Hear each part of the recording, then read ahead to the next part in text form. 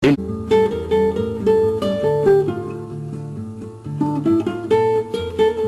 el Perú, Manuel Prado y Ugarteche es proclamado presidente en 1939. Prado era hijo del expresidente Mariano Ignacio Prado y pertenecía a la aristocracia peruana. Gobernó al tiempo que afrontó los rigores de la Segunda Guerra Mundial, recibiendo los beneficios de Estados Unidos conforme se fue resolviendo el conflicto bélico. El 24 de mayo de 1940, un pavoroso terremoto azota Lima, causando gigantescos daños. Las antiguas construcciones de Chorrillos y Barranco, ante la intensidad del movimiento, se vinieron abajo, provocando cientos de víctimas.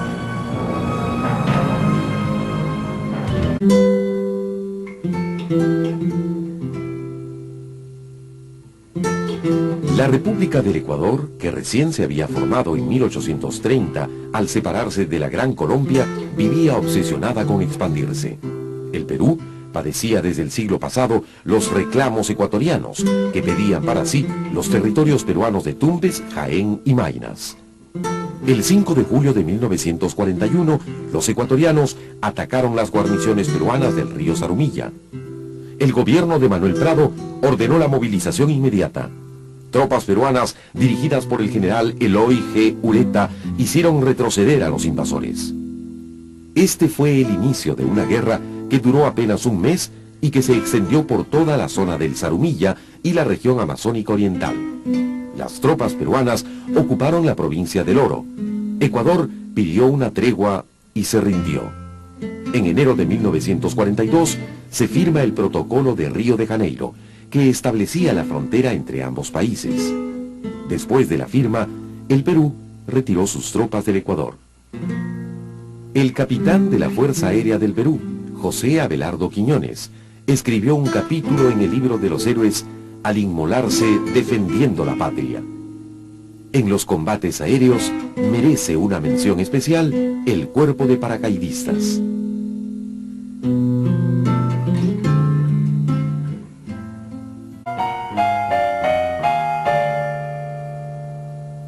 En 1945 se convocan a elecciones en el Perú. El doctor José Luis Bustamante y Rivero gana los comicios derrotando al mariscal Eloy G. Ureta, héroe de la guerra con el Ecuador.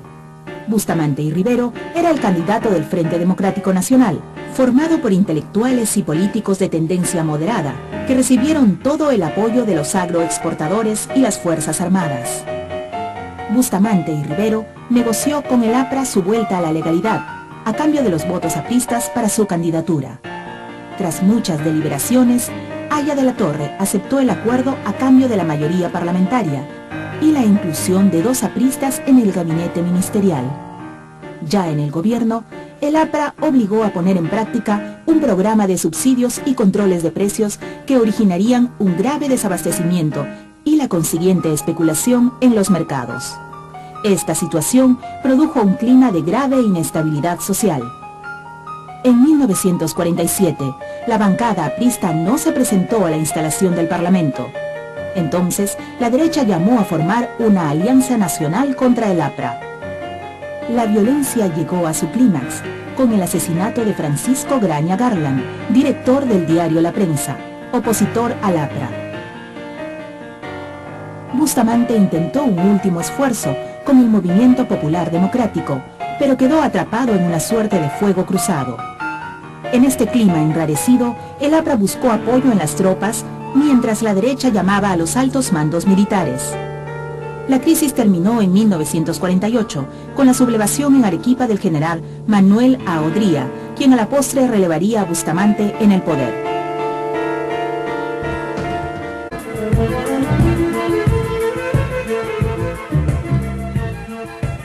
En la década de los 40, Lima sigue creciendo. Las migraciones de la región andina tomaban forma de gran invasión. Así, se forma un gran cinturón urbano, dando lugar a las primeras barriadas. Muchas familias de bajos recursos se desplazan también a estos lugares, abandonando los antiguos callejones y quintas. A partir de 1940, la radio capta las preferencias de todos los públicos. Radio Nacional y Miraflores habían señalado el rumbo a Radio América, Victoria y Libertad. son las épocas de las transmisiones de fútbol, de los programas de música criolla en los salones auditorios y del sermón de las 3 horas.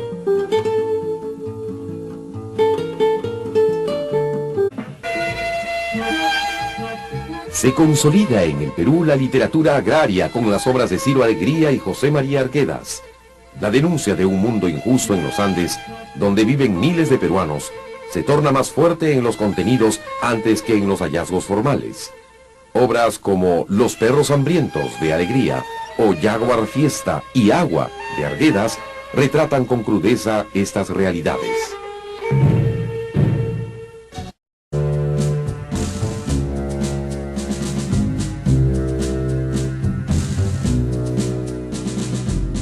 En el Perú de 1948 la situación era más que incierta. Protestas populares a causa del desabastecimiento. Se suman las marchas de estudiantes y sindicatos.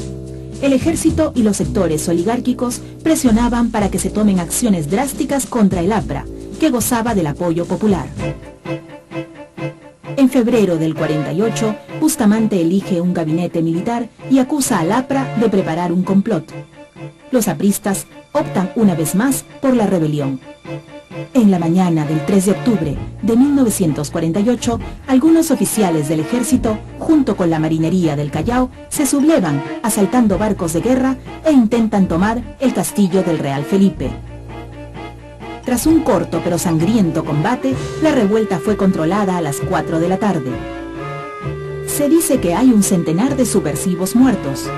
Los líderes apristas negaron cualquier vínculo con el movimiento.